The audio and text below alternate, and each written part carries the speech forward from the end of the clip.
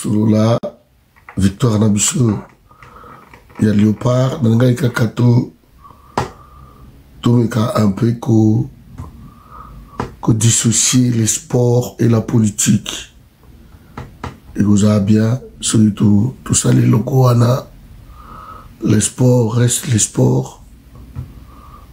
De Paris à Moutouté, de Paris à pays. C'est juste ça que nous sommes un peu différents des autres, qui veulent à tout prix que Léopard à perdre. Parce que selon Bango, celui Léopard est perdre, de Félix à reperdre, de Guerre Silimba, Moko, de tout ça. C'est chaud, ouais. Quand il a tout ça là qui est lobby live à Watolo Bakango. Donc voilà quoi. Alors, je voulais juste tout mes cas que dissocier le Kouana. Léopard, c'est l'équipe nationale. Félix Tshisekedi est venu à trouver les léopards.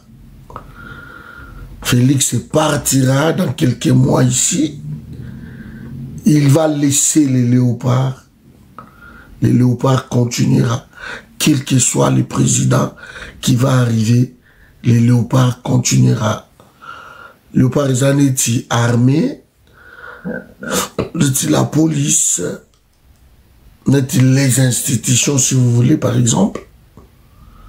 Donc, on doit vraiment essayer de faire, moi et le Kouana. Donc, comme je suis malade, je n'ai pas vraiment beaucoup, trop parlé. Mais, beaucoup de gens m'ont dit, mais Cordon, on soutenir le pas. Pourquoi? Alors que ça contre Félix Tshisekedi. J'ai soutenu les léopards avant que Félix Tshisekedi arrive ici dans le pouvoir Rwanda. Avant que Félix Tshisekedi aille, moi j'ai soutenu les léopards d'Isaïr en fait. Et comme le Congo, nous avons changé comme Simba, quelque chose comme ça, on l'a soutenu. Quand on combattait Joseph Kabila, on soutenait les léopards. Flora Ibengue, exploit ça là qui passait, c'est un bon entraîneur. On soutenait les léopards. On s'en foutait qu'ils sont là. Président Kabila. Nous, on soutenait les léopards. Félix Tshisekedi peut être là. Moi, je soutiens les léopards juste parce que les léopards, ils ont équipe nationale, ils ont Moutouté. Celui peut-être Bango Bazo Linga va récupérer politiquement. C'est ce qu'on va voir à cet aspect-là ce soir. Mais personne ne peut récupérer les léopards politiquement, non. Politiquement, le football congolais est malade.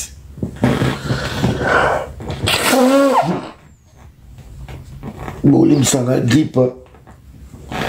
Et dérangé ma casse, dans un hôpital, je suis allé voir le médecin. Donc je suis désolé, ma maladie me colle pour comprendre quand on souffre comme ça. Alors, donc c'est ça en fait. Les léopards restent une équipe nationale. Félix Tshisekedi a trouvé les léopards. Il partira, il laissera les léopards là. Fait 6 mois, j'arrivais à devenir le président de la République un jour. Je trouverai les léopards. Je ferai ce que j'ai à faire et je laisserai les léopards. Je partirai. Tant que tu koufa, merci monsieur ça. Tant que tu koufa, tu tiga léopard. Léopard continuera. Merci qu'il y a. Léopard continuera. Des fois, on se trompe souvent des cibles. Combat va congolais à ressources l'été. Comment émotion et comment sentiment. Ça, c'est combat congolais. Ça n'a rien à voir avec Félix Tshisekedi.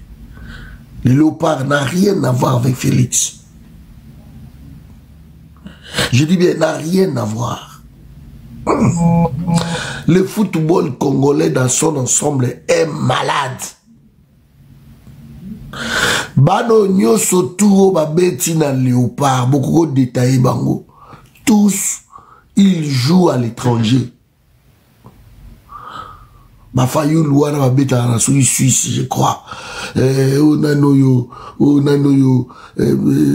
Chassel Mbemba, les demi-dieux. L'homme qui a aussi la caméra congolais, Bolamou, abeta na Lilawa.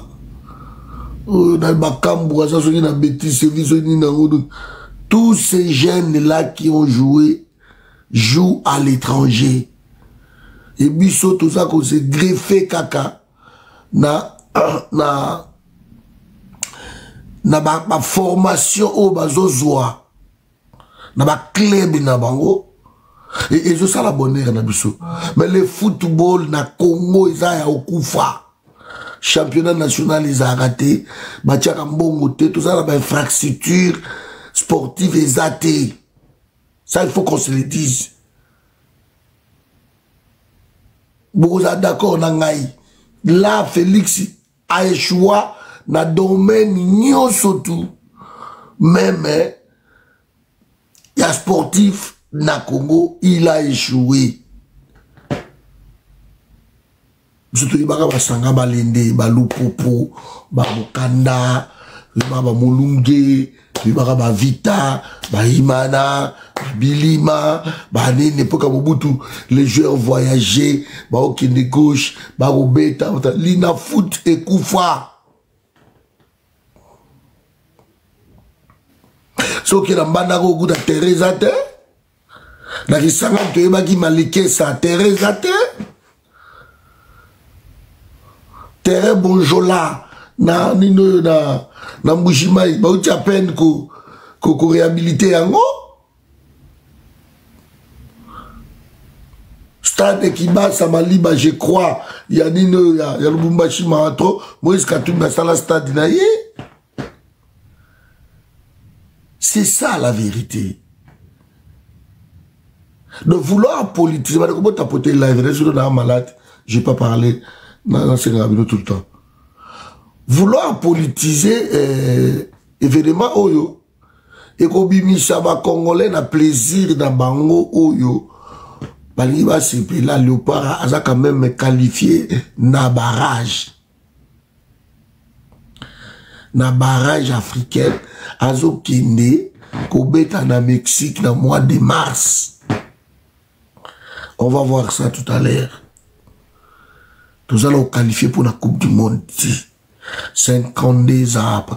Nous allons nous qualifier pour la Coupe du Monde. Bien sûr, football, on va pécho, on va bêta de lobby. Ah, ma équipe Amérique latine, je crains un peu. Ma équipe, ma côté, wana, ma Asie, football, les moi, ma kasi mingi. Donc, ma pays, wana, ma côté, kuna. Ba Colombie, ba nini, ba football vraiment ma cassi, ba côté on va voir ça, mais celui qui bêti na esprit ou tout bêta qui lobby, tout gagner na biso. Si tu gagner, tu aucun des coupes du monde, ce n'est pas sorcier, tu aucun. Certes, c'est une victoire tout ce pays. Mais pour un accordon, c'est aussi une partie, il y a échec. Parce que tu bêtis Sénégal désireux pendant le moment. Tu n'as pas d'absolu Sénégal à bêtis sur 3. Donc vous vous rendez compte? Un match nul aurait suffi de mettre au côté de ma calculité. Un match nul. Chez nous, il fallait mettre le paquet, les moyens, trouver au Bogo, trouver mort, et banane, football apparemment, trouver au Bogo, trouver que match y a Léopard, to perdre en outil contre le Sénégal, na stade, oh, ils ont sima, stade de martyrs. Nous sommes tous passés par ma barrage wana ba Nigeria. Bonsoir maman Mimi. Mais équipe à Moukeza est soute. Fayu la koloba lobby. Aloba lobby. Alga aloba lelo. Mais alba tiquer la peuple. L'État va ACP là. Va savourer. Avec aloba lobby. Donc, hein? Contre le Cameroun. Sokoyoki, je crois le Nigeria, Maloba écoute au Mingité, mais les Camerounais, la façon dont les Camerounais, Maloba, c'est chaud. Roger Mila habitant à Zaïre, tout ça va. Mais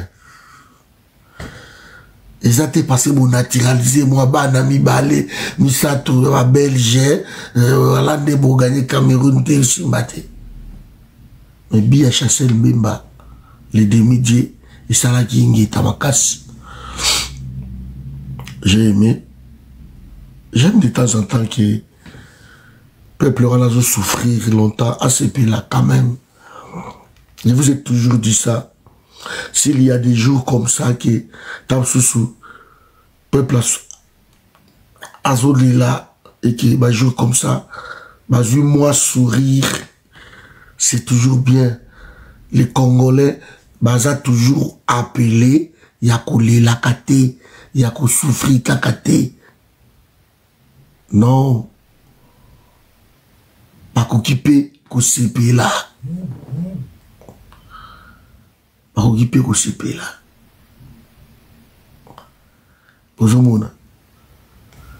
Donc c'est tout politisé Léopard. Par contre Félix Tshisekedi et Didier Bidingou, ces gouvernements, ces gens-là sont en train de profiter du travail.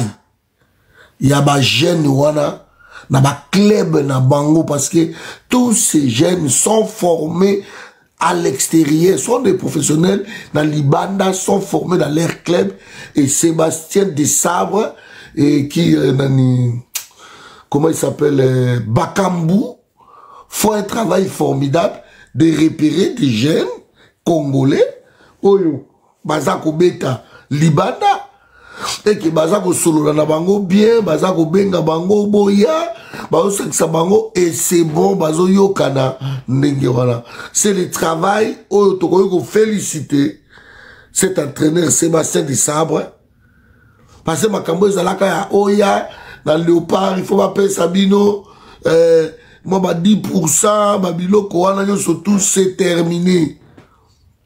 Ces jeunes là parce que pendant que je suis tout bon na bango wana boy na ba pecho wana na Sabino donc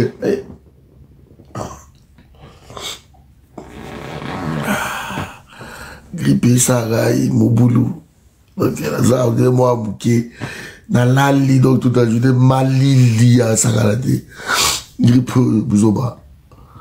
Il ne faut pas politiser les léopards. Récup oyo Félix Ania Sala na ba ministre na ye. Est-ce qu'ils ont bien? Ils veulent récupérer quoi?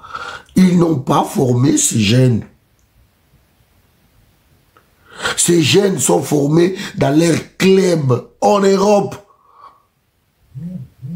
Ils jouent presque bango tout dans l'Europe ou en Asie par exemple, je ne sais pas. Mais na Congo, championnat na biso ya Congo, eza ya okufa. Lina foot de kufa batakisa so bazar ba témoigner. Lina foot de kufa. Championnat za kaisute. Ki bokozo moi de na Mazembe, moi de na Vita, moi de na Imana, moi de attention na Sangaba Lende, na Lupopo, attention moi de et ça ressoute. toyebi bamama le barumba toyebi bango wapi toyebi bango na bachampionnat na biso ezalaka esu te FECOFA na biso eza presse ya okufa nga kutu nayebaka esu te soki président ya FECOFA ezalaka nani je ne sais pas eza ya opola bafootball ya baclub na Congo ezalaka esu te basketball ekufa basket na Congo neto yayi balingenga bani ezalaka esu te ekufa tout ekufa. Il ne remonte pas ça, mais il profite. Na ba jeune ba beta libanda ba benga sélection nationale. On leur sélectionne. Yoza na Lille, yoza na Sochaux, yoza na Anvers, yoza na Dunkerque, yoza na Anderlecht, yoza na Galatasaray, yoza na nini bon venez. Boya, bobeta pona mboka na bino. Et ces jeunes-là, quand ils viennent, et ils viennent pour l'amour, parce que ce sont presque tous des millionnaires. Ce ne sont pas des crèves-la-faim. À Bakambu sont bien payés. Ils ont leur argent. Bazoya Kobeta. Pona Lokumu. Yamboka na bango point barre. De ce côté-là, il faut te féliciter de ça. Sélectionneur Kidiaba. Apparemment, c'est Kidiaba qui a demandé na entraîneur na Bissona Noyo, Sébastien Desabre, de faire entrer Fayoulou pour la pénalty. Parce que Kidiaba, comme entraîneur, il y a ma gardien. Mais Kidiaba, tu es qui est wapi? Tu es qui a sanctionné le jeu à Mazembe. Après Kidiaba, comme dans Léopard. Kidiaba n'était pas, qui a nommé dans la pote, un bon gardien dans Mazembe. Bobo qui sa championnat na biso national. Bolini Matuvi. Maintenant, on a organisé une fête. On a mobilisé la RTNC. Bayambi Banawana. Bon, c'est bien. Tout gagner dans nous. Namoni Jean-Pierre Bemba. Gombo. Namoni Arati. Ilamba na ye ya munene ya pembe. Pour Bemba, je crois maillot na ye. Les ans dans pour asa tellement munene. Je crois que c'est lié mailloté par exemple. Pour namoni la chemise. Mais namoni Félix. Na maillot. Namoni. Nani na maillot. Mouyaya, tout ça. Bon, la moni pe on a nos gouverneurs, na bino ya ville. Il pas dans la mailloté. Na moni bango bayambi bango dans la stade à partir de l'aéroport. Ti dans stade bayambi bango. Mais il fallait faire ça. Ou il fallait pas le faire. Na Oyo Kabilo tout à l'heure. Les performances Oyo, il y a barrage, c'est à féliciter quand même. Parce que tu as gagné l'équipe locale à Cameroun 8 fois. Et je n'ai qu'au bêta mondial. Je crois le Nigeria 6 fois. Pour la première fois, c'est des équipes. Et qu'au bêta mondial, parce que la RDC les a empêchés. Bah, qu'au bêta. Et que l'arbitre marocain, on a et Marami. Bazalaki, 3 arbitres, bango tout bazalaki ba marocain, et le 4e arbitre c'était un Tunisien. Je crois que l'arbitre Rwanda a cause d'un problème de CAF et puis de FIFA. Arbitre Rwanda. Son staff là, tout va dans tout le monde. Parce qu'il a refusé ma billet et Kotaki. Nigeria, même pas dans ma penalty. L'arbitre a cherché token de ma penalty. Cet arbitre-là, il n'est pas bon. Ou il va venger Bisso. Mais tu frapperas bango to longola qui l'équipe wala nyoso tout babandibu. Bisso to longola qui bango na Coupe d'Afrique les gars. Boye bien au sous. Place Chassel Mbemba Lubaki. La justice de Dieu, il y en a. Walid, entraîneur wana marocain. Na finga qui Chassel Mbemba. Mais ton bêta bango babima. Où t'as fait sa vengeance pour bandi pour la cause nationale à reperdre naïe boulot naïe ils s'en foutent bandi wana. Parce que on a mon injustice à lobby que c'est pas pamba. Tu vas gagner match wana vraiment par 3 buts à 1. Tu vas gagner match wana. Tu vas quoi même la nuit.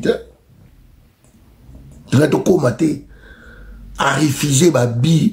Oh, Koti a refusé yango.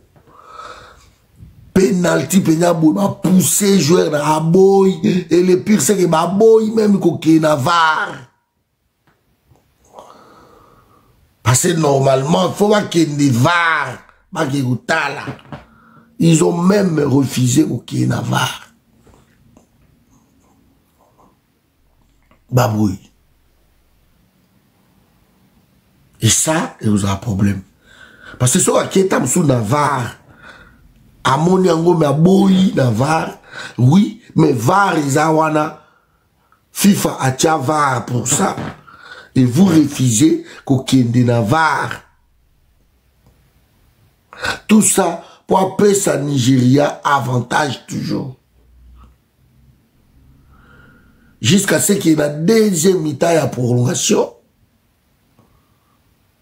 À Kati, je crois 2 minutes avant. Parce que Congo va pousser. À Kati. À 4 matchs avant, pourquoi? Jamais Bakata un match avant. Jamais. Beaucoup de temps sur match, au l'équisa sur Alexa, une minute, mais beaucoup de match avant, mais il y a 4. Parce que Congo va pousser. Je crois que cet arbitre-là, on verra, il y a un problème. Mais pour reprocher RDC, Kachagi Babité, non. RDC Kachagi Babinaye, au paysan valable, mais l'arbitre a refusé. Penalty ou Zaragibi, l'arbitre a refusé. Nakamo, écoute, il fallait refuser même la méchante qu'il y a. Nakamo. Parce que cet arbitre, vraiment, ils ont qui Bouzo Bamingi. Mais c'est bien, c'est. Et s'il a une bonne note, je crois, je ne sais pas comment la FIFA va gérer les cas. Il y a un arbitre, on a mis ça, tu as dit, marocain, mais c'est Zenaoui. Vous avez dit Zenaoui,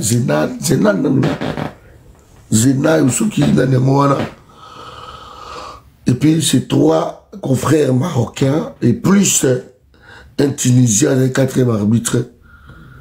Malaïté qui Congo a gagné, mais bon. Quand cela ne tienne qu'on va gagner, bah il y a un monde bah Wivini Molika, bango tout le monde a bango na chango bah Wivini Molika, la moni bah ministre et tout, bah ça presque ils ont mobilisé Félix Tshisekedi a accueilli la stade, bah Kego Yamba, bah Nawana, bah nini tout. C'est bon. Bon ici, c'est ce que je voulais dire. Est-ce que vous croyez que Kouyababano yo modèle yo. C'est Foazon et sous Maroc. Dans 3 semaines ici, compétition. Il y a Maroc et Bandi.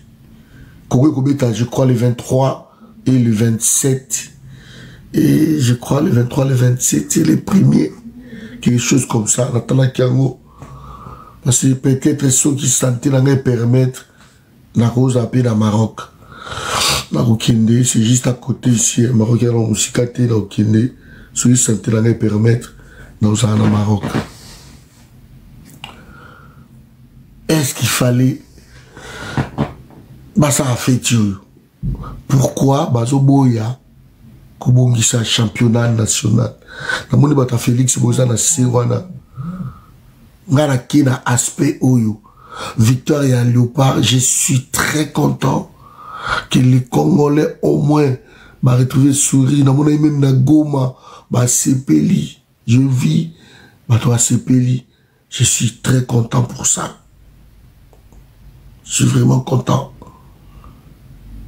Mais est-ce qu'il fallait, bah ça la fête avant Oyo?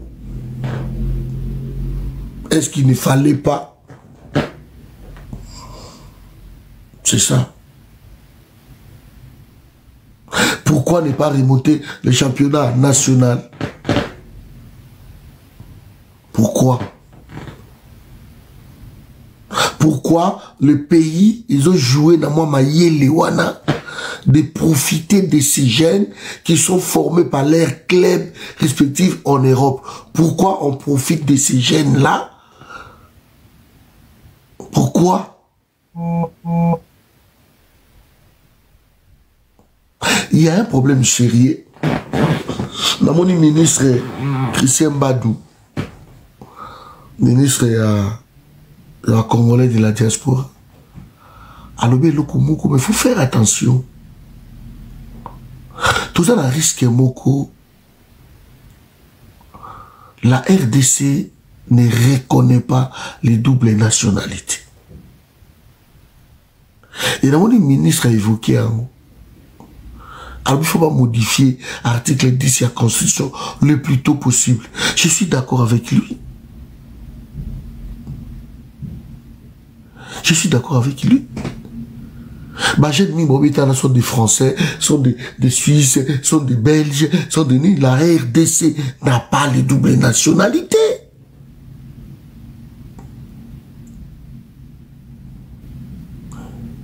L'article 10 de la Constitution de M. Loubini, la nationalité congolaise est une et exclusive. Ne peut être détenue concurremment à une autre. Donc, je n'ai jamais compris pourquoi les pays et l'Indiens à la fraude comme ça sur tous les plans. Est-ce que nous sommes maudits ou quoi, Moko Bandekolangai?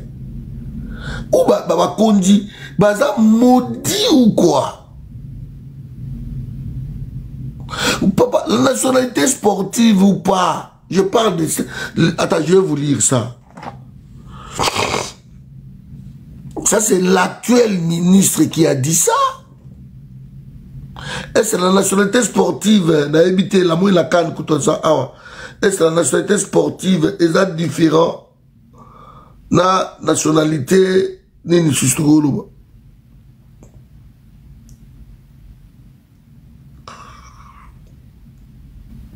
Yeyo. Allez, Christian Badou, qualification des léopards aux barrages intercontinentaux. Sur les 11 du départ, 8 sont binationaux, relèvent les ministres délégués à la francophonie et à la diaspora Crispin Mbadou Panzou. Ça.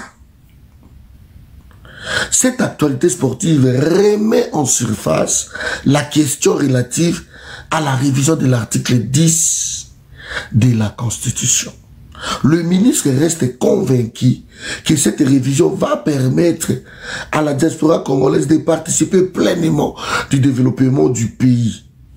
Vive les binationaux, souligne les grands, en gras, le ministre délégué chargé de la diaspora et de la francophonie. Ça c'est Crispin Badou. Il faut toujours qu'on fouille information à Rimo Yobandeko. Merci pour Danine. Pourquoi 243? Pourquoi cette question de double nationalité, ça dérange encore? On ne change pas la Constitution pour changer cet article. On fait l'amendement. On peut amender cet article, pas la changer. Et pour l'amender, c'est juste reconnaître que non, to tia double nationalité. Ba ministre, ba député, ba pays mobimba, ba to ba vivre na fraude. Tout ça, ba ministre, ba belge. Moi, no grâce Coutinho, ba bigoutso na française selon Coutinho, papa na ye. Azan so qui est li, so qui na corbeille, son to vérifier l'occusité. Pourquoi on ne change pas ça? Pourquoi on ne peut pas amender ça? Pourquoi? Parce que tout ça encore, on a ma richesse sur la base et belé en sacanate. Ça coûte quoi dans le pays Nabiso que changer le Rwanda? Ça coûte quoi?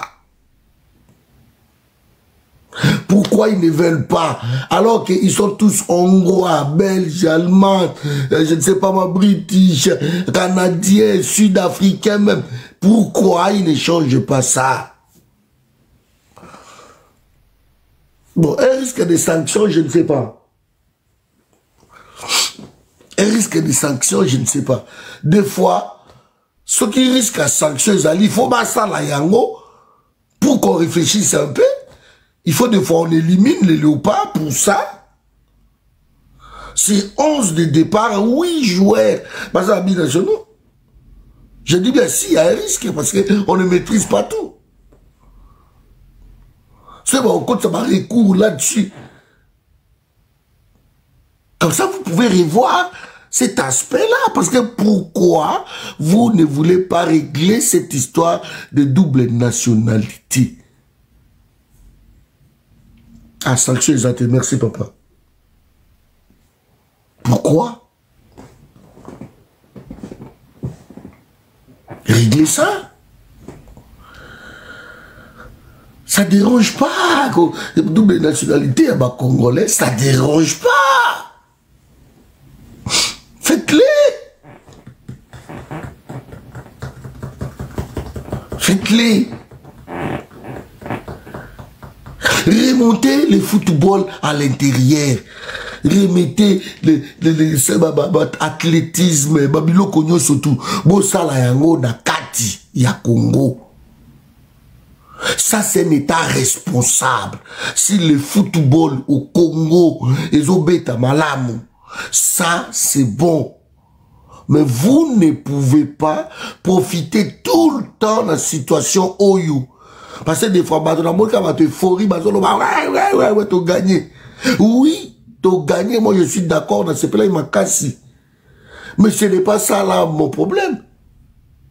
Le problème, c'est que tous ces jeunes hommes-là qui ont joué, ils formés dans le club de Libanda. Ce sont des Congolais. Ils ont formé dans le club de Libanda. Mais na Congo, championnat et Koufa. Il n'y a pas de stade dans le Congo. Ma basket, tu coûtes donc, ogoyo kango goudouté, ma judo, ogoyo kate, athlétisme, ogoyo kate, ogoyo, ma boma ministère ya sport. Sport éthique, ali ko existe, ka ko ça ma mbongo, na ma Monaco, na ma club Libanda, ma 5000, ko ça ma mbongo Libanda. Bazo ça mbongo Libanda inutilement. Alors qu'il faut pas relancer championnat national. Là où tu vas dénicher, bah vrai joueur aux qui na compétition le cola modèle a kolinga briller bo manzo to pour pas remarquer na ba club à Libanda. Parce que pendant ma match wana ba Coupe d'Afrique ba nini ba yaka tala tozala pour makasi na CHAN. Na CHAN tozala pour makasi.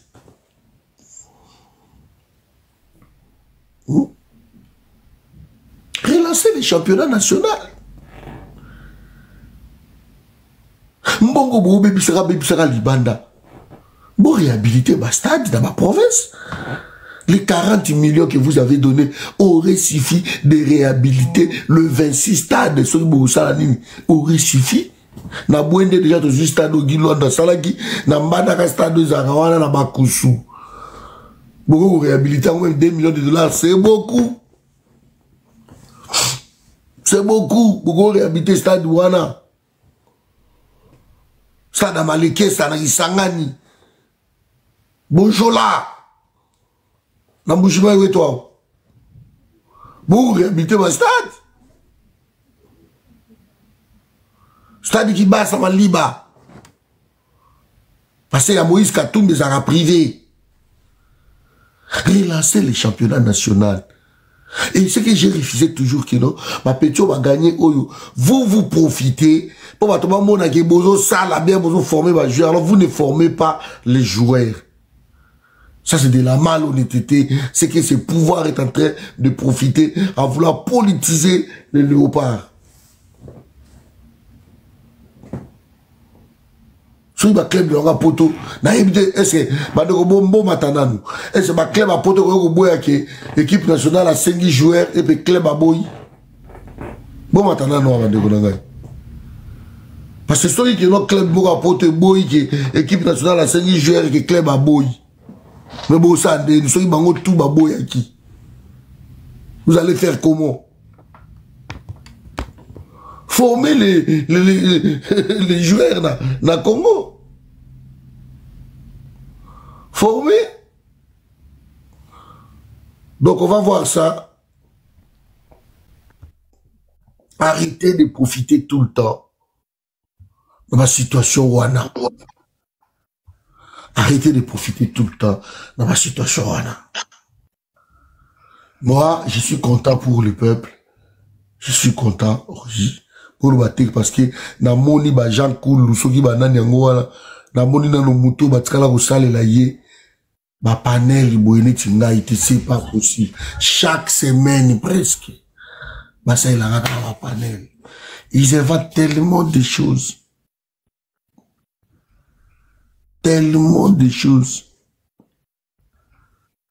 ils inventent tellement de choses sur moi.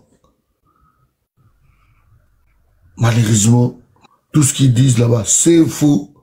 Et qu'ils n'aillent jamais que les gens de Félix Tshisekedi par vos panels à la con. Faites-les davantage. 2 fois par semaine, dans le monde, bino, ba petit JS, ba petit nani. Faites-les davantage, faites-les. Botia ba panel chaque 2 jours, faites-les. Boye bite des os salanga bien moko. Non, je suis à Djani, j'ai rigolé. Faites-les. Mais ici, maman Pika, Motelayo, bon, on peut savoir l'information après, avec la craché, ma crache à ma vieux salami. Je vais donner l'information. Tout à l'heure, on va voir comment il faut qualifier. Ce que je dépend de la classement FIFA. Irak, Kaisa, Liboso, je crois Panama, ils ont les Bosso aussi. Et puis Costa Rica aussi. Ils ont les Bosso. On va actualiser dans nous. Classement T. Normalement, FIFA, il fallait actualiser en haut. Le 21. Awa. Maintenant, il va actualiser en haut. Nini. Va actualiser en haut, nini. Le 19, apparemment. On verra. Ouais, Jamaïque, Suriname, on a tout les bossons dans Mango. Je crois que les bossons dans Mango. Donc, tout ça, 60e classement FIFA mondial, la RDC. Donc, ceux qui RDC, ceux qui ont équipe pour avoir déjà les bossons dans Bisso, on va mettre un match, Moko va déjà qualifié. Bisso, c'est toi, c'est là, on va mettre 2 matchs. Mais ceux qui Bango, Moko, dans Bango, même, on va perdre. Biso ce que tu as mieux placé dans le classement FIFA et trouver un match moko tu as qualifié. Je crois que c'est peut-être ça. Maman pika mbote na yolo.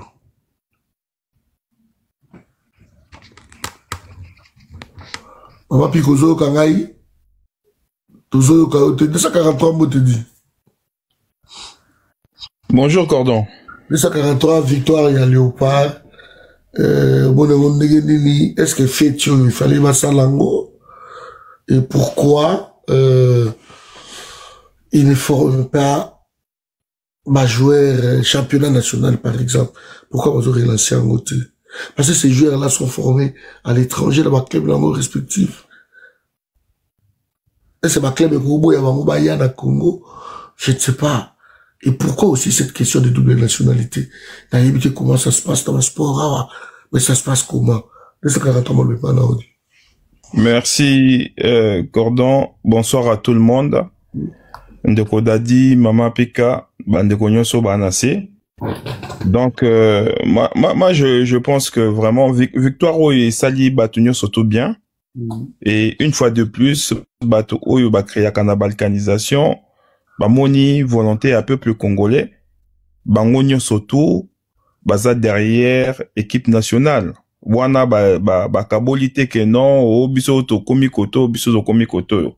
Tout le monde était content. Donc, une fois de plus, et là, indicateur pendant qu'on l'a qui ça, quand même, tout que, peuple, azali pour l'unité en Bokanaye, et à chaque fois, bazo représenté en gros, bazali à politique, peuple azal derrière bango. D'ailleurs, on rappelait en gros que image na Goma, sepela ki makasi, derrière, équipe na bango. Et, malheureusement, une fois de plus, récupération politique, oyonde toujours lingate. Récupération politique, batu oyo bazo salake, peuple, football. Ezali quand même eloko moke 5 sakabatu. Et Koufa. Championnat interne national, tout le monde ndenge bazo saboter yango. On préfère donner plus de 43 millions d'euros. Jeter, hein, pas donner, jeter plus de 43 millions. Naba club moko oyo kutu. Et qu'on profite na Congolais na l'autre côté. Et puis, visibilité en gros, jusqu'à présent, bomoni, politique. Niveau oyo bacheli en gros, eza mawamingi. Donc, le même bateau, bazo soit la décision, on a nyo soto ya mabe. Pour na, football na pse koufa. Bangonde, ba populaire pyromane, ba koya derrière pour ba se réjouir na victoire ya,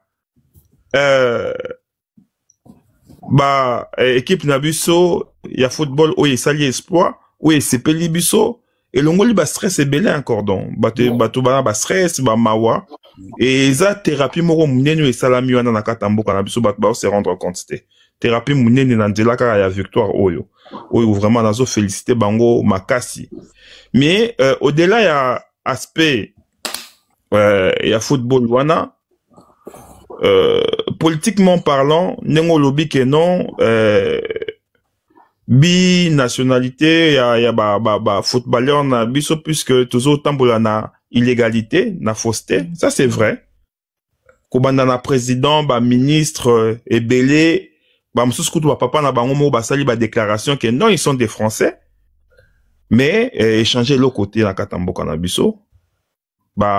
Procureur mota se saisir aye bien nini donc et déranger bango te po yemoko mukonza loba ke non cop ezaka légal et pas na biso rétro commission donc wana pe e ozalango légal et pas na biso mais loba ki makambo wana ke non est-ce que tu ko légaliser te système wana ya binationalité na koma ki na se ke ezali fausse bonne idée ou bonne fausse idée.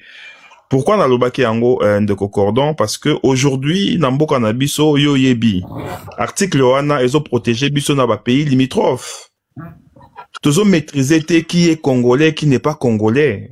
Aujourd'hui, vous voyez un Burundais, azana tenue militaire congolais, un Rwandais, azana tanzanien, et puis yomo monaki ba vidéo la ka na Chine, ba te kaka tenue militaire na biso ndenge ba te kaka ba elamba, ba t-shirt. Donc, et ça, moi, verrou moko boye, pour nako empêcher, bien que, ça capare kana bango, kana nationalité nabiso, et ça, moi, verrou moko boye, contre ba pays limitrophe nabiso, sinon tout au comme à submerger, tout ça na identification te, to yebite qui est congolais, qui n'est pas congolais, carte d'identité zalakate, et même ceux qui carte d'identité zali, mais ba pays voisin, ba koyi ko sala, ko reproduire carte nationale identique, tout ça, un moyen qu'on contrainte de bangoté. Donc, aujourd'hui, qu'on instaurer directement. Mon j'étais soumis dans le conseil des ministres, lesquels qui, bah, 188 millions de dollars pour procéder à l'identification et recensement de la population. J'espère que bon, ça là. Mais, oh, et bimaka, on a accordé Kenda Wapi. Kenda Bali a plus de 700 millions. Balia. Problème na biso yango wana donc bato ba soutenaka gouvernement dadi azawana ko expliquer biso comment dans un pays où mbongo et yiba ba yibi et bimi ba yiba mais bako bimisa sous mbongo mususu pona ko akanga pe mututé responsable pas akanga pe mututé responsable pas d'alité à kozalate donc papa dadi a ko expliquer biso et surtout que papa dadi aza mwana mapinga papa dadi na lobaka ngo mingi na yebi o très bien yo pe na kulis tant so yebinga ombia o yebinga été parce que nazaki mwana muke mais o yebi bien grand frère na ngai oza mwana mapinga je sais de quoi je parle et ça la nga pas si comment on a basculé parce que oza muto tangi bien oza na bongo esalaka mais malheureusement mais cordon pour na rechuter vraiment il faut tout ça l'attention na reprendre binationalité na biso aujourd'hui puisque tous maîtriser rien en boka na biso le ministre ça parmi ba verrou et tout ça là le ministre pour na ko limiter moi des gawana et ça verrou moko ezalaka wana sinon il faut trouver des mécanismes na éviter juridiquement parlant ndenge tokoki ko sala pour na kaka ba footballeur ou même ba sportif pour na ko faciliter bango nationalité na biso peut-être choix ya nationalité na biso na éviter ceux ba ko porter des passeports non puisque aux alentis constitutionnels on accord pour dire ça la table sous moi décret moko boyer qui est voilà exempté peut-être ba sportif voilà na ba sportif basali moi net close moko boye o ezo sala ke na koto tu dois accepter que pour les sportifs ou ya lingi azwa nationalité congolaise mais alors il faut tous en politique il y a intégration ya kondima ke non passeport on a dimi ko trahir yango te sous peine ya ko ba retirer nga yango immédiatement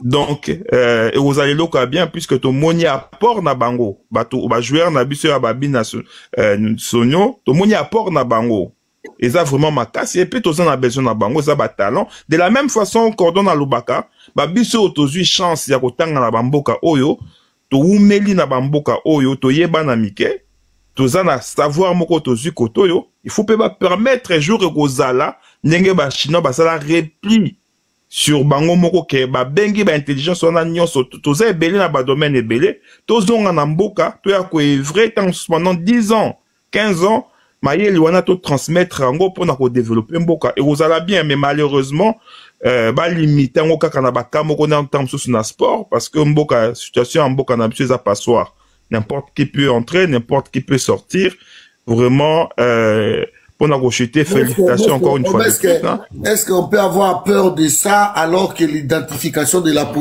population peut exister et il faut identifier parce que Sogi Bisso Congolais, tous à la pini, la double nationalité parce que on a peur des pays. Moi, je trouve que c'est.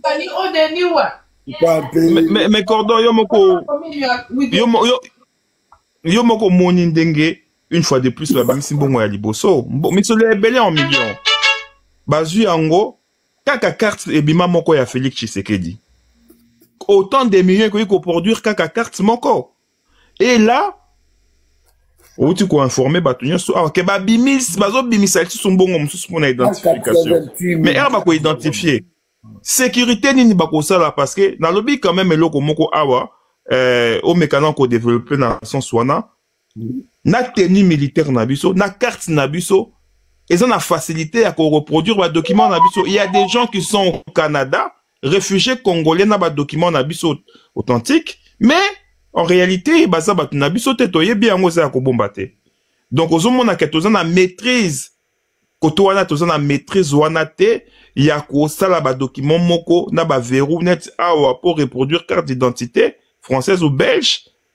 Et ba ko zo kaka ba ko soyo parce que ce que koti na machine ou bien ba espère ba rotala ba verrou ba monde que non o ya moniato. Mais biso to na capacité wana ya ko sala yango.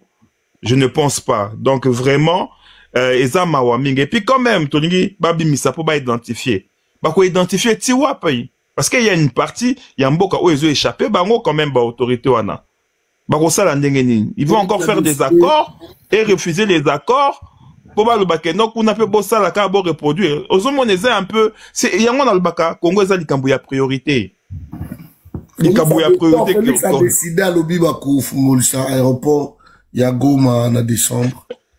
Naza peut dire pour yosa mutu moko qui sera na vitesse. Au moni réponse ya Corneille Inanga on a concernant aéroport. Corneille Inanga lobby mais ba ofungola aéroport en Osambiso. Il faut les cas d'abord biso d'abord et voilà. J'ai suivi Corneille Inanga. Donc maman Pamela, je l'ai suivi. Voilà, voilà. Donc vraiment ngai naza très inquiet parce que pour nanga isa soumis solo mususu oyo tozo boaka et robima bon à trésor public robima et puis rendement nango kozalate et ça n'a aucun moyen bakabola bambongo Nicolas Kazadi saloba et voilà. Voilà cordon. Est-ce que le Congo n'est pas un peu faible la Kolobaki tableau Koloba babi nationaux oyo donc Togo salangote parce qu'on a peur des pays voisins. Et c'est le Congo, Togo c'est le Congo côté nous sommes influencés par ces pays voisins-là. Comment? Je comprends. Mais Gordon, yo moko moni président, parole présidentielle. Elle a le la moindre escarmouche. Après, il y a le bengaki ye. Donc, à subir coup de pression. Donc c'est une personne, nazolobango bien, mo oyo bokangango, priorité. C'est un problème de priorité. Est-ce que biso priorité na biso lelo? Ezali ko sala o bazo sala. Ou bien priorité na biso ezali ko banda malembe. Na budget ango bazalaka nango kolobake non, bon, toko utiliser 3 milliards to sala boy. Mais ba sali ango vraiment. Tu utiliser 1 milliard au salaboué. Bah, sali yango vraiment. Tu utiliser priorité. On peut pas prendre bo simbi, mais à la finale, bon, mon résultat est on est faible. N'ayons pas peur de les dire, on est faible, cordon. À chaque fois que tu reçois décision, Macron, Kobima, Kolubanabiso, on peut ça, injonction. Il faut bo salaboye. À chaque fois que tu reçois soit solution, moi, na Museveni, roya, wana. Boko, mona, roya, et puis, keya, mokebiso. Non, on est faible, il faut pas avoir peur de le dire. On est un pays faible. Et on espère qu'il va changer un peu. Merci. Ok, merci 243. On est faible. Maman Pika, oui, Ozana. Maman Pika, badeko bota poté live ko. Naza malade, moi la té bota poté live. Tous les cadres va 20 000 là. Héros déjà tout batara va 20 000 battra. Ba 30 000, bo tapoter, bo partager live en attendant bato bayaka, ko restreindre biso live, ba ko signaler, et bo mona so ko bika 200, 300 personnes alignées. Et si les tomates sauté, ba ko signaler biso comme d'habitude. Voilà, maman Pika n'est pas là. Alors je prends Dadi Motenayo, victoire à Léopard. Championnat à l'interne et puis question il y a binationaux le ministre Crispin Madoupanzo alobi il faut modifier article 10 de la constitution pour la question là binationaux Dadi Omini. Merci Cordon, la question botte bon guérison en tout cas dans le bandate sans que n'avait tamilolo. Victoire, Congo ici c'est Congo. En tout cas, nazo bandana nous féliciter ba Léopard, au Balongoli, deux grands géants, il y a Afrique noire, Cameroun, na Nigeria. Ça c'est, ils ont déjà collecté qui ont signé retour na biso dans la cour de grand. Et mes pensées, Nangonga oya victoire oyo ezokende na Bunagana, na Bukavu, na Goma, na Masisi, na Rutshuru, na Uvira ne tombera jamais. Et pas ba Wazashu, eza victoire na Bango. Et donc ba CP là, baza nesengo po baza bato baza vraiment sous occupation, baza traumatisé na présence ya Banguna na ba territoire na biso.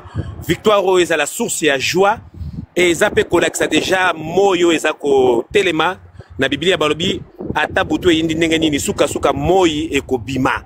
Donc la victoire est certaine, ba territoire ne kozala libéré. Congolais nyonso na ngonga oyo en tout cas azane sengo et puis eloko kamusinga muta sauver biso eza fayulu. Le nom Fayoulou, c'est long. Fayoulou, donc c'est que comme on a Fayoulou, et ça mystère, hein, le hasard n'existe pas. Hein, c'est Fayoulou qui va sauver le Congo, quoi. Ok, c'est des bonnes guerres. C'est des bonnes guerres. En tout cas, Nazan et Senghor, combattre Nigeria et Senghor, Makasi. Wana kangi parenthèse, il y a Senghor parce que pour l'introduction d'Abino Bolinga Bouma et Senghor Nanga, mais non, et aussi Mate Cordon pour Zane Senghor, on bien tous se contenir. Batunyo se bazana panel, bazane Senghor.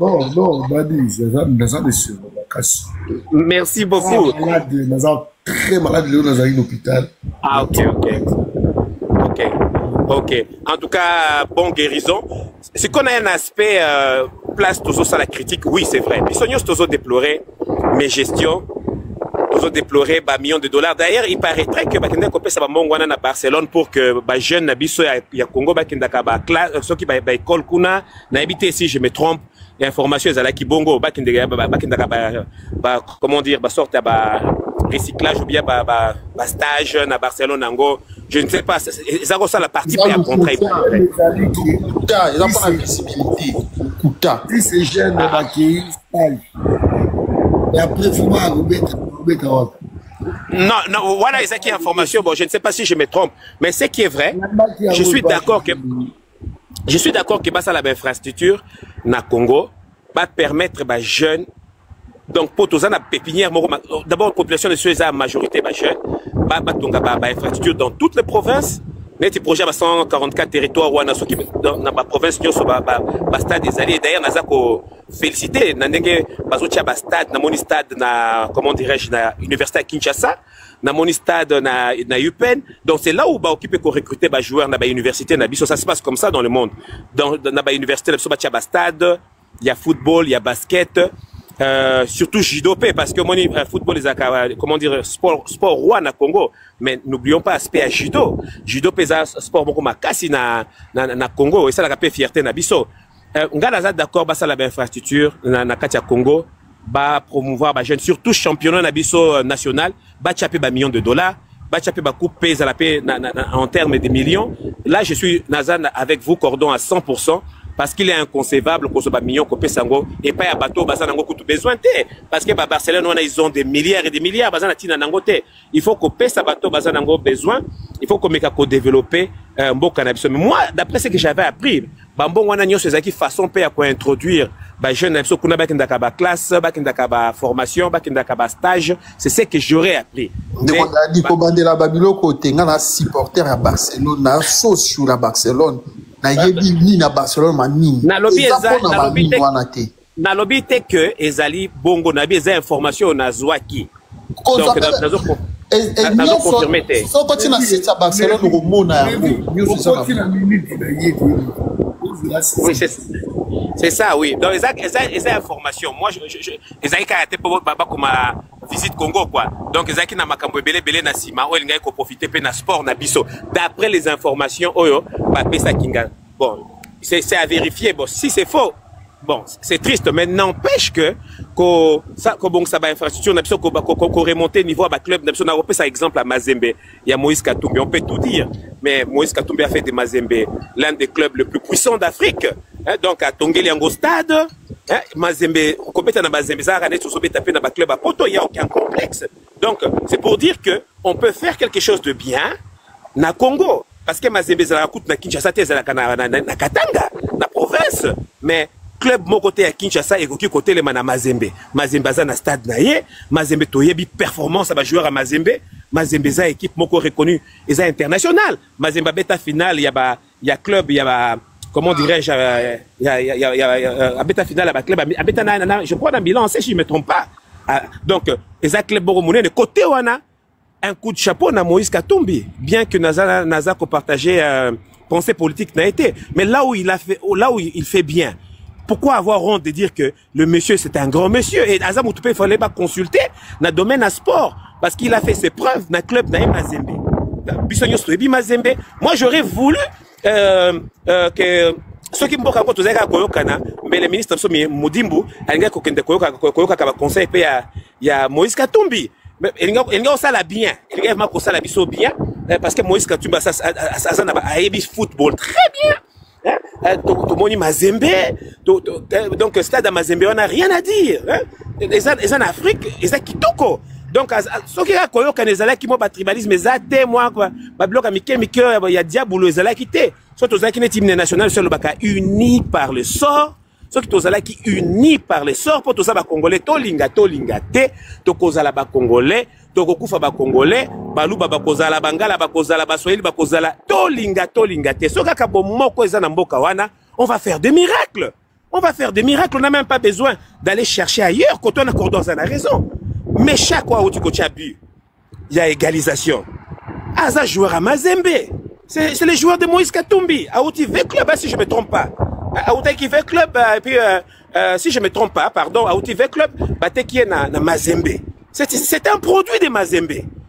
Aza produit à Mazembe, Bodi, Batou Kabangu, Bapoutou Trésor. Ce sont des grands joueurs pour tout. Hein? Même Chancel Bemba. Même Chancel Bemba. Donc, ce sont des grands joueurs cordon à chuté Wana. En tout cas, tous à la uni, on fera des grandes choses. Côté gestion, oui, on va améliorer. On va améliorer. Victoire et à Congo, merci beaucoup. Merci, Nevi. Merci, merci Cordon, bonsoir. Les binationaux, est-ce que c'est Mouton a dit ma sola ou bien ça? C'est pas pour nous, c'est mon Cambouana qui a double nationalité. Est-ce qu'il va être quoi que je m'en puis, c'est un joueur ambitieux. Pour la nationalité, je suis. Est-ce qu'il fallait pas ça la fête au Bassali ou à rappeler l'eau aussi? Mais, Cordon, et là, on dit, ils ont les Kelanga Yango, bah, jouisseur, oyo, bata matalana, oyo, gouvernement, matalana, oyo. RDC, n'a pas l'équipe dans le mondial, tout ce qu'il y a un match na max auto ko beta pour te qualifier to beta na équipe ya ba nini comme bato yo balingi nyonso ya malamu po basala makamwa malamu ba changola ba gestion na bango ba ko luka ka ba biloko mo boy o ezanga nango tina po nyonso ba pakola na gestion na bango tala stade vide Congolais de atimbela bango déjà Congolais lembi déjà baye bango stade vide bato na nyonso moni na ya IDPS il y a MLC, il y a Bahati, Bangonde Botubaye wana. Donc, batoyo na yebite batoyo. Toza nanu. Eza kola mwana nanu abimite. Nana bota mite komi ko sombele yebite soka za mwana mobali to mwana mwasi. Donc nanu to leki kutute Cordon minicho to leki nanu te, to leki nde na nini ya Afrique. Tokukuta l'équipe ya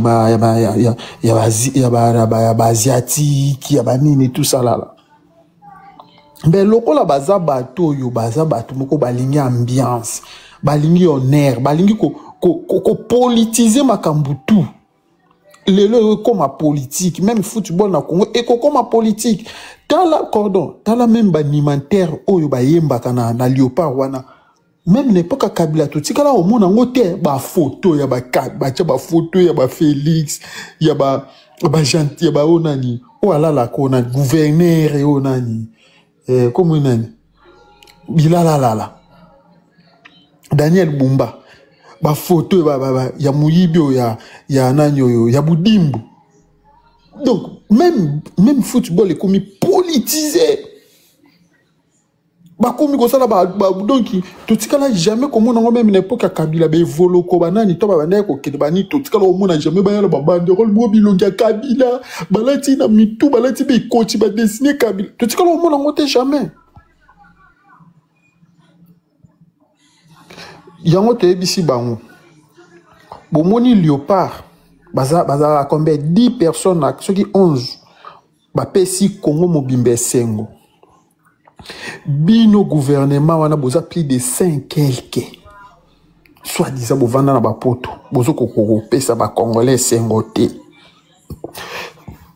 bozo kokate boza compétent 11 personnes car ba pesi combien de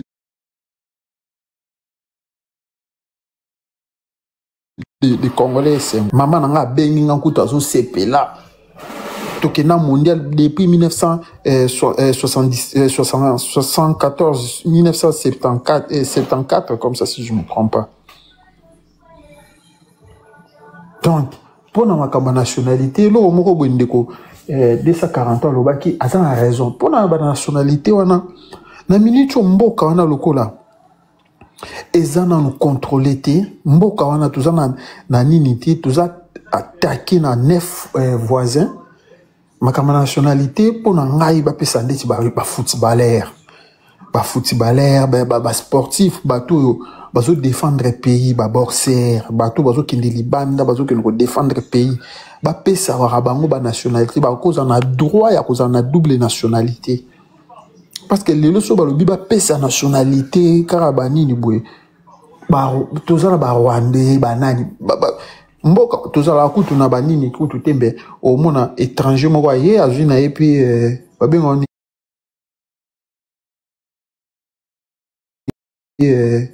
ni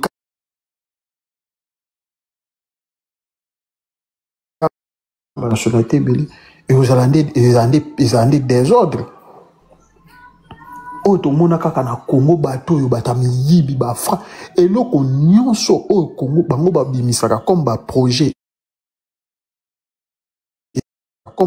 carte d'identité na Congo na même ma Marthe azwa ngote kaka mutu moko Félix même na mwasi na ye azwa ya ngote tala degré bato mbongo wana pe elia makaka boye eloba mate nini te ekenda kaka boye tout kala jamais koyo ko même ba lobe IGF na bango balanda kaka so ba ki bato Kabila kaso ba ki bato Kabila. Donc pour nga cordon makamba ya identité oyo ba pesa ba toyo bazo défendre drapeau ba footballeur ba boxeur ba judoka ba o bazo défendre mboka libanda bazana droit aux na double nationalité. Pour l'instant tant que président moya malonga ndeto ko chama kambwana ya nini pona na minute so ba che mutu oyo donc et ozala donc au pesi mbombo aboyi pona na chité na zonga makamba football cordon lelo ngala vana na Angola mboka aneza ngo facile tozana ba don même na ba village au mona bana miki ba beta ka bale makasi ndeko dadia utiko lekawa alinga lati sa frappe alati ngo veste ke ono ba kokindi na ba bato ba kindo tanga kana ba Barcelone ba biso kuna na Barcelone ba nini école ezala kuna bana na mo ba beta na Masia ba kinda na ba classe ba ba chiki na ba kinda so ba sisi ba chiki na bango ba zonga ka ba yobe Lamine Yamal beta azo beta na Barcelone azo ke ndiko sala ba nini oyo ba ake no sala des armées na ye abeta kutu na héros azo sala des armées les armées na ye anini pona présenter donc yo lingo yo lati sa frappe o lati ngo veste o non to yokaki mbongo wana ba pesi na Barcelone bana ba bandoke ndiko tanga kuna bana ni ba ono tanga kuna le kuta ba frapper na Angola biso to mona na Angola ngana lo ba kai lo moko bozo mbongo bozo ba équipe lo ba vita ba imana. Hein? Vous vous rendez compte? Sur Félix et soit Sali à l'état sous 20 ans à pouvoir. Mais vous allez terrible. On a dit. Donc chaque président a sa façon d'aller. Même quand les gens disent que non, n'importe quel Kabila, Congo Bombana qui est c'est un mensonge. N'importe quel Kabila, l'ambassade de mon côté, Kanga qui non, Congo Longo la concert des nations, non. Kabila, pendant, il faisait chaque année aussi discours dans les Nations Unies, il sortait. L'ambassade, l'ambassadeur, Banani, ils étaient là. Aucun pays n'a eu une relation d'abord diplomatique n'importe quel Kabila. Vous en faites un peu trop que le président Zobima a dit non. Tout ça, l'image au Kabila, il y a un joueur. Dans le stade Douana, tu vas gagner contre Touchan. Quand tu vas gagner 3e, je crois. C'est tout, tu vas gagner na Rwanda. On a ces images-là, je peux trouver ça. Cordon, on a dit match Afrique décide aux qualifications, biscuit Tchacha Kabila Zara na terrain. Moutapé ça Gladys Bokeh, c'est combo général. Et ça Kabila. Voyez, donc il est pas Nabino. Ça, c'est triste. Félix Tshisekedi, c'est vrai qu'il est dans un match, oui, mais il en fait un peu trop. Alors, les vraies causes, les alliés, la Camboyo, parce qui perd aussi qu'on a peu cet exemple, jouer autant, la compétition, les foot, ils ont raté. Championnat national, les Koufa. Les joueurs ne voyagent même plus. Boussandé. La canne, moi, t'es là, malgré pas, la canne. Botte cordon, merci beaucoup. Ma solo, yo. Après, quelqu'un va nous dire, est-ce que pour être qualifié, il nous reste combien de matchs, il faut un barrage, le courant et tout. Si quelqu'un le maîtrise bien, va nous dire ça. La canne. D'abord, merci na Léopard, Baron Nyonso, Bayoro Nabiso, parce que quand la Congo ya lelo, n'enge comment Congo miniature, comment na étape au Bakomi, il faut te féliciter Bango. Je voudrais dire ici que féliciter Félix par rapport à Macho et Betami, et ça, mon problème, moi, je les félicite, parce que Aza président Oyo, na reine naye, a réussi quand même que comme ça, gouvernement naye yete, a réussi quand même que comme cette équipe, na nouveau économie. Mais Oyo ezali que récupération politique pour le baké, bah comme wana pour naye peut-être que ça a la contradiction, mais je vais me justifier, et que bah lui que bah comme wana pour naye, moi je pense que non. Mais tant qu'on a que n'a félicité, c'est là où on a critiqué sévèrement. Voilà la meilleure façon de faire le marketing. Oyo ezali ya mboka pour la visibilité ya mboka, c'est ya kosala ba makambo oyo mokili ba olobela bino. Ole ya kozwa ba millions ko kenda ko kabola ba équipe ya mineno baza ba milliardaire, ko tika peuple congolais affamé, et tout ça aujourd'hui bino se boza ba témoin. Lelo yo mokili monde entier ezolobela Congo par rapport à victoire oyo. Est-ce que boyoki Congo mokili lobela Congo parce que Barcelone, parce que Madrid, parce que Monaco, à l'attaque Vares la Chine a commis visite Congo? Non. On a la place idiotie Ezali. Et surtout, comme on a que manque d'inspiration, dans tout cela, rétro-commission. Donc, ça dit que tu Barcelone, boye, nous avons dit que boye. Bazo que nos bébés sa mbongo à Congo, na makamwezanga tina. Makamwa tina yangoyo. Yango ils ont soulagé quand même blessure ya ba congolais souffrance ya ba congolais ne fût que pendant 90 minutes ou 50 minutes ou après quelques temps pour les lango éphémère lobi pe ba robo sarango ba président ebele na mokili oto yebi ba mema ba équipe na bango na ba finale ba zo ba coupe en tout cas ba récupérer yango te même ne ko dadia autour ba Joseph Kabila azwa pe ba coupe et dingisa mokili dingisa Congo si vous vous rappelez même na CHAN oyo beta ba na Rwanda. Vous vous rappelez de ça? Et puis récompense, c'est ça. Là, nous sommes d'accord avec lui, il y a le président en place. Donc, il y a une récupération politique. Parce que pour la Félix, pour la passion en boka le patriotisme. Au moins, on les loyo, il faut comprendre que Fayoulou, Azalaka, Camerounais. Au moins, Fayoulou, comme on a ezali Keitati. Pourquoi il n'en parle pas aujourd'hui? Parce que moi, mais c'est l'effet de Fayoulou. Moi, na cousin propre. Il y a Fayoulou, papa lekina papa kolutu. Et les Congolais, il y a peut-être cordon soko yebike. Moi, na ngaka changé nationalité. Bisoto yebakango. Avant la Genève, yo yebiango. Qui lui a dit de ne pas oser? Parce que, bon, mais en tout cas, moi, je décide de changer de nationalité. Il ne faut pas faire ça. Même toute sa famille était d'accord avec changer de nationalité. Il faut servir le drapeau à Congo. Il faut défendre le Congo. Aujourd'hui, c'est affaire de défendre le Congo. Donc, il faut te mais je vais revenir à ma caméra. Il y a double nationalité. Personnellement, n'a double nationalité problème parce que c'est aussi une richesse. Mais seulement, pays la frontière, yo bazo linga biso les 9 pays wana. Soko za muto pays wana, Donc, au Congo, la nationalité congolaise. Et ceux qui sont congolais, aucun pays n'a une nationalité, et s'il y a père de nationalité congolaise, c'est tout. Mais ceux qui sont Congo Brazzaville, aucun n'a Cameroun, aucun n'a États-Unis, c'est pas un problème. Parce que le pays, on a un problème d'identité. Donc, moi, je crois que Babiloko est comme le Congo de développement, et ça faut investir dans Moutou, il faut investir dans l'homme. Aujourd'hui, quand on investit dans l'homme, on a les résultats. Il faut investir dans l'éducation. Il faut investir dans les sports. Il faut investir dans le tourisme. Ce qu'on investit dans le tourisme, le tourisme ne peut pas s'envoler sans route, sans zéla, sans hôtel Yamalunga. Vous comprenez? Mais si on a une place, parce qu'on n'investit pas. Mais au moment, l'argent du pays, au Moutoubo a 350 millions.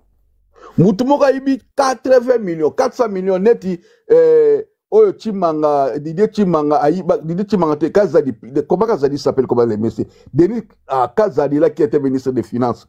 Nabo salami kombo na ye? Nicolas Kazadi. Nicolas Kazadi ayibi mbongo Congo Félix Tshisekedi alobi que c'est un père de famille. Est-ce que vous êtes en train de comprendre?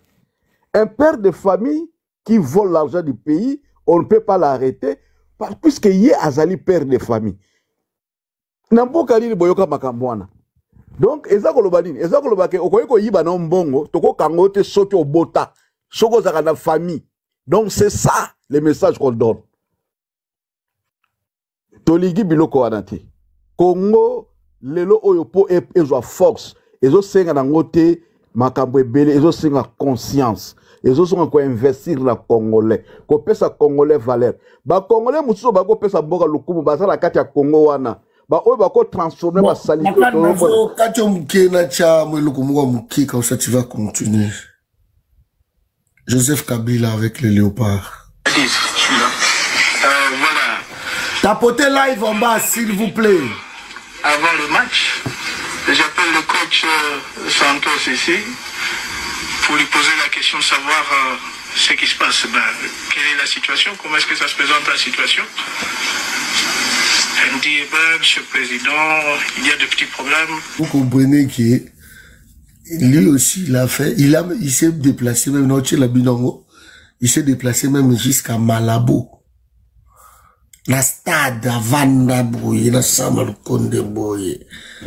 La match, la stade Nanine. Place va jouer à vendre à le problème, c'est que vous en faites trop. Vous avez dit Constant Moutamba.